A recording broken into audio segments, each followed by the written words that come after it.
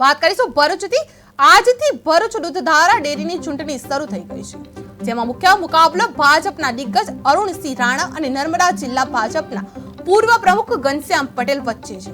296 સભાસદોનો મત આ ચૂંટણીમાં નવો ચેરમેન પસંદ કરશે। મતદાન પ્રક્રિયા અડધા કલાકથી મોડો શરૂ થઈ હતી અને આયોજન ભવનમાં અચાનક લાઇટ બંધ થવાના કારણે તંત્ર પર પ્રશ્નો ઊભા થયા હતા। આ ચૂંટણી હવે ફક્ત ડેરી સુધી સીમિત નથી, પરંતુ રાજકારણના મહત્વપૂર્ણ સમીકરણો ધરશે। નમસ્કાર મિત્રો, કે ટીવી ગુજરાતીમાં આપનું હાર્દિક સ્વાગત છે। ભરૂચ જિલ્લાની દૂધધારા ડેરીનું અત્યારે ચૂંટણી થવા જઈ રહી છે, જેની અંદર મતદારો અત્યારે વાળા પર ત્યાં આગળ મત આપવા આવી રહ્યા છે। ભરૂચ જિલ્લા આયોજન હોલ ખાતે અત્યારે આ મતગણતરી શરૂ કરવામાં આવી છે। જે ગુજરાતમાં ખૂબ જ ચર્ચિત આ જે ચૂંટણી છે તે ભાજપના બે નેતાઓ વચ્ચે અત્યારે આ જે ચૂંટણી ચાલી રહી છે, જેમાં વાગરાના ધારાસભ્ય શ્રી અરુણસિંહ રાણા અને પૂર્વ નર્મદા જિલ્લાના ભાજપના પ્રમુખ એવા ઘનશ્યામભાઈ પટેલ તેઓ મેદાનમાં ઉતર્યા છે। આપણે જોઈ શકીએ છીએ કે આ જે ચૂંટણી છે અત્યારે હાલની અંદર ભરૂચ જિલ્લાના આયોજન ભવનના હોલ ખાતે ચાલુ રહી છે, જેની અંદર અહીં આગળ ખૂબ જ મોટી સંખ્યાની અંદર મતદારો ઉપસ્થિત થયા છે। જેવાની અંદર 1000 કરોડથી પણ વધુ ટર્ન ઓવર ધરાવતી ડેરી માટે આજે મતદાન થવા જઈ રહ્યું છે।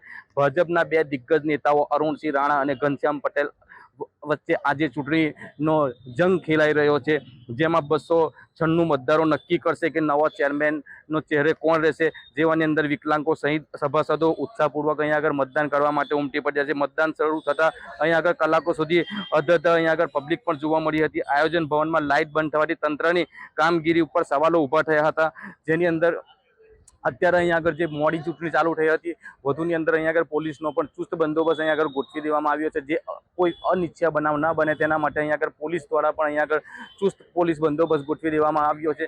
વધુની અંદર અહીં આગળ તમે જુઓ કે પબ્લિકનો પણ અહીં આગળ મતદારો સાથે અહીં આગળ અનેરો અહીં આગળ જે ખેલ જે અહીં આગળ ચાલી રહ્યો છે તેની અંદર અનેરો ઉત્સાહ પણ જોવા મળી રહ્યો છે। અહીં આગળ લોકો વહેલામાં વહેલી તકે આવી ગયા હતા, પરંતુ ચૂંટણી મોડી થતાં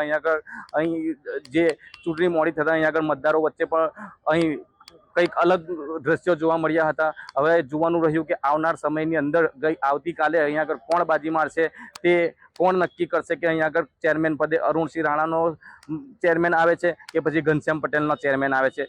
જાવેદ મલિકનો રિપોર્ટ, કે ટીવી ન્યૂઝ।